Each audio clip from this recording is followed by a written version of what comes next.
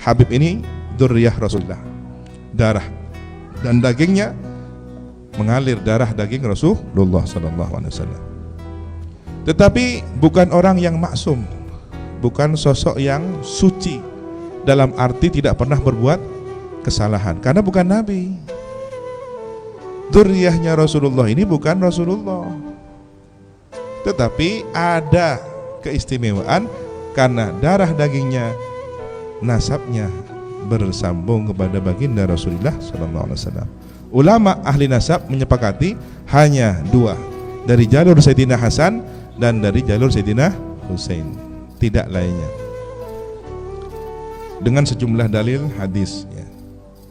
Kemudian bagaimana kalau oknum, saya katakan oknum habaib, ada yang dinilai tidak baik lalu dikomentari oleh seseorang karena sudah media massa memframingnya menjadi buruk, mencitrakan buruk atau bagaimana, dan beliau misalkan punya perilaku yang memang secara sekilas pandangan mata seperti memprovokasi, seperti mengeluarkan beberapa kalimat yang tidak santun dan seterusnya. Nah,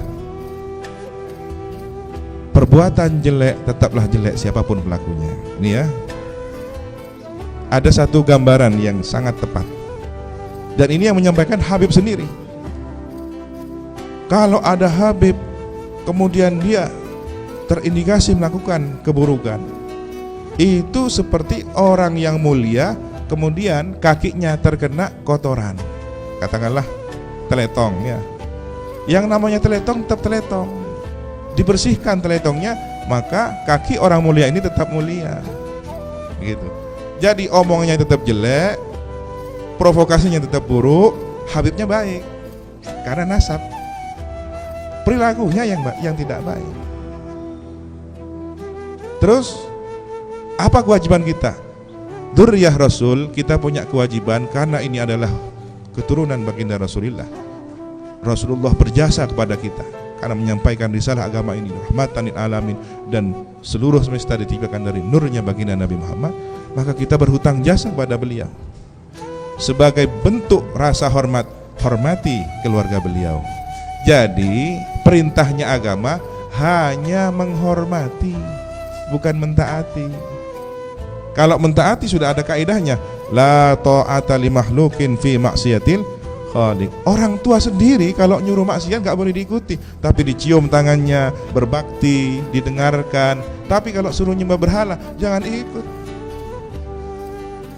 Itu anaknya Rasulullah mendidik sahabat, sehingga orang tuanya sahabat terharu masuk Islam karena anaknya tetap baik.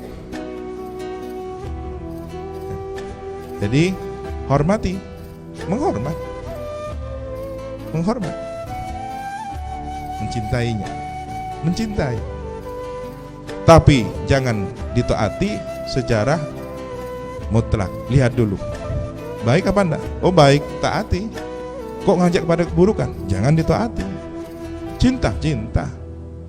Sama halnya dengan kita punya pasangan hidup, ya, punya suami, punya istri. Kita cintai istri kita, anak-anak kita. Tapi ketika dia sudah berbuat salah, apakah kemudian cinta kita berubah? Cinta tetap. Justru karena cinta dinasihati, justru karena cinta dihilangkan keburukannya. Begitu. Terus bagaimana kalau kemudian kena doa itu sebenarnya kening tolah ya, karena gara-gara mencaci maki kemudian stroke ya. Ya jelas, karena ini adalah orang yang harus dihormati dan dicintai, kok malah dicaci maki. Loh, bukankah kita nggak setuju kepada perbuatannya? Kalau Anda menjanjikan perbuatannya, Anda tidak mungkin kena stroke. Berarti ada yang salah dalam cara mencaci makinya. Kalau sudah mencaci maki pribadinya, individunya, bahkan nasabnya, hati-hati. Disitulah doa buruk menimpa pelakunya. Ya. Jadi yang kualat itu bukan karena kemudian karena Habibnya, enggak. Ya. Karena dia itu melampaui batas, membenci perbuatannya. yang mestinya hanya perbuatannya saja yang dibenci, sampai kepada individunya. Ya, ini yang salah, dan ini yang sedang terjadi di negeri ini. Mudah-mudahan kita lulus dari ujian fitnah zaman ini. Umat dianugerahi akhlak yang baik. Umat diberi kecerdasan mana yang harus dibenci dan mana yang harus dicintai, dan bagaimana cara membenci yang baik dan mana cara mencintai yang baik.